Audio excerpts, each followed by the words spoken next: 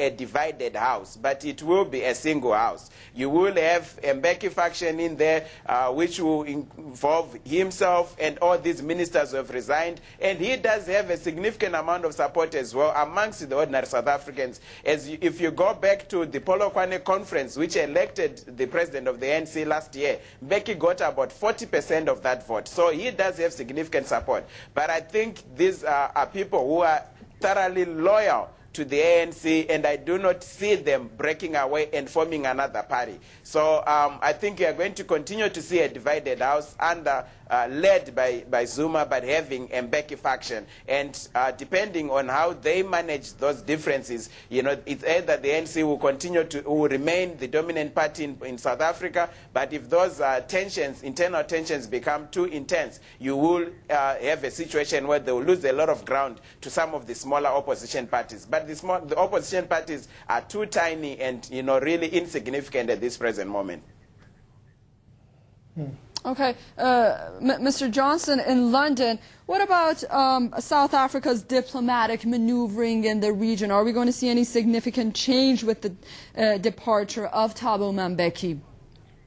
Well, I've always been a supporter of Thabo Mbeki, and I thought he'd done a fantastic job on Zimbabwe. However, his critics would say he was too slow, he could have been slightly more harsher, he could have got things done slightly quicker. But in saying that, at least he got something done. And he's got a track record of being very successful in Burundi, Cote d'Ivoire, the issue around Charles Taylor in Liberia, and of course in Zimbabwe. So he has a track record. I think it will continue. Clearly, the AU has shown an intent for him to continue that level of negotiation and addressing upheaval elsewhere in Africa. But the problem is, can he do it without the umbrella of a presidency? Can he do it without the title of a presidency? Would the people who he would be negotiating with respect him enough? I think he may. He may get away with it in the short term, but the medium to long term, I think he would struggle. And that's where I see the problem.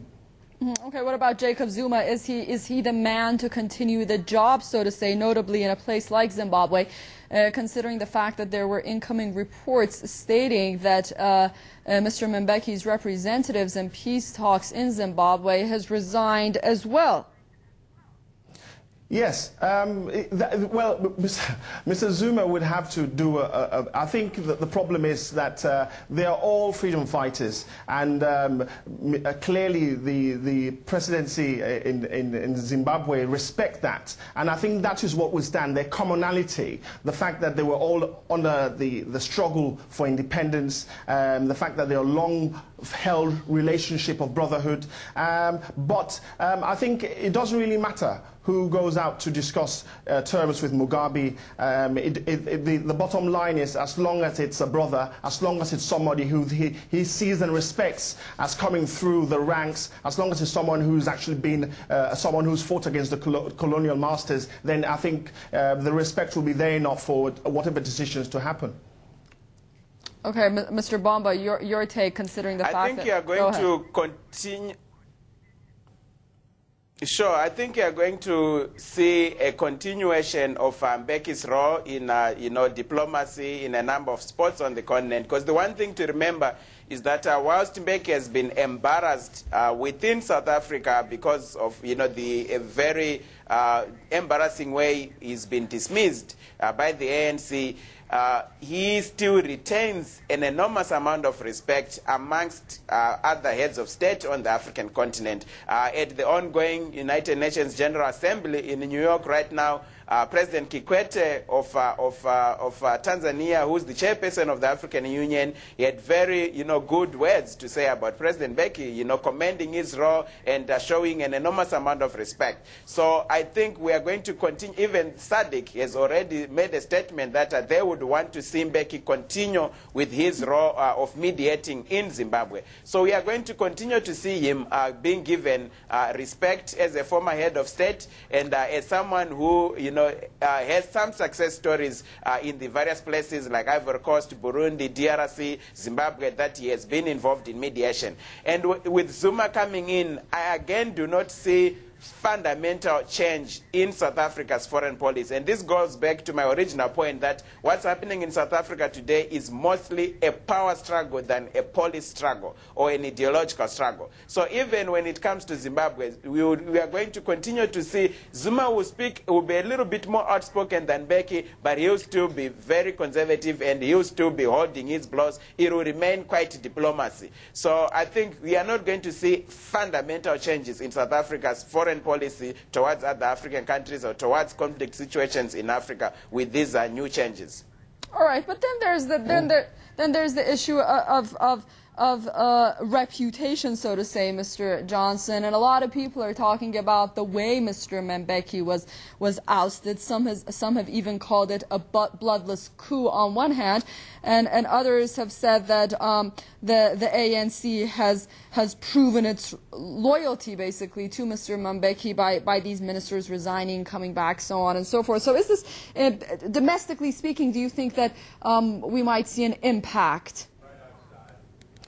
Yes, we will, definitely. The numbers of ministers who've resigned, the fashion in which Thabo Mbeki, as you said, a bloodless coup, it's unheard of in Africa. It's the first time we've witnessed this. However, I think he was dignified in the fashion that he left. Slightly embarrassing. However, he's got a cloud over him because we've got the allegation by the judge that he had interfered in the proceedings. And of course, we have the fact that the ANC has been shown publicly, at least publicly, to be shown that they're in disarray. They're not working as a team, and I think in the short term, healing these wounds, addressing these problems will be slightly more difficult and slightly more strange than my colleague in Washington is trying to give us the perspective that it's all hunky-dory. I think the next couple of days, couple of weeks, as we see the new government bedding set in, then we may see even further resignations. We may see further unrest because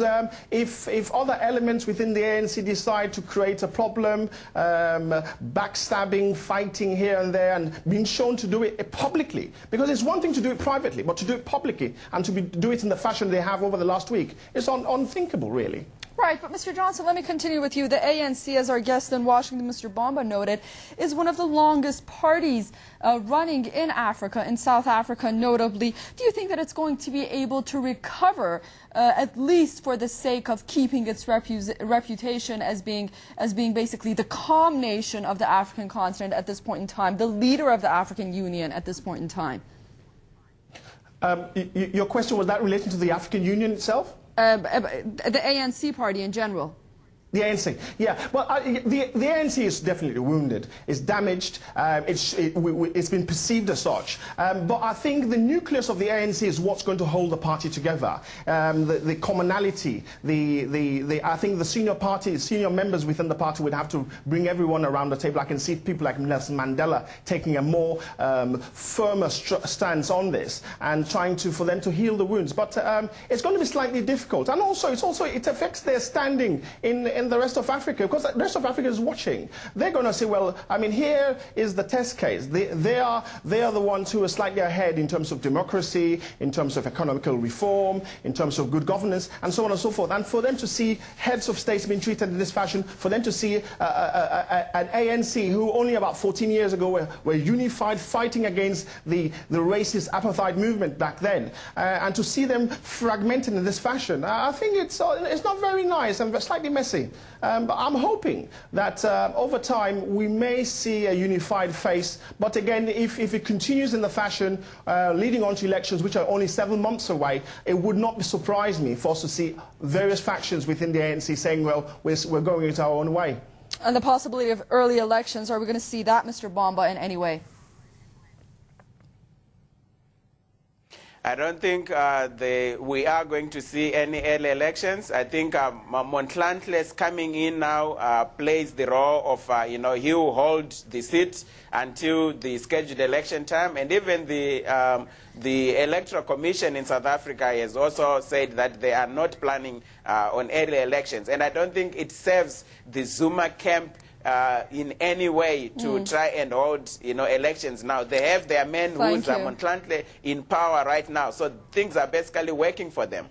All right, thank you for those comments. Mr. Briggs, Bomba, joining us from Washington, D.C., UN Africa Specialist, and in London, Mr. Ayo Johnson, African Analyst. Always a pleasure to have you on Four Corners.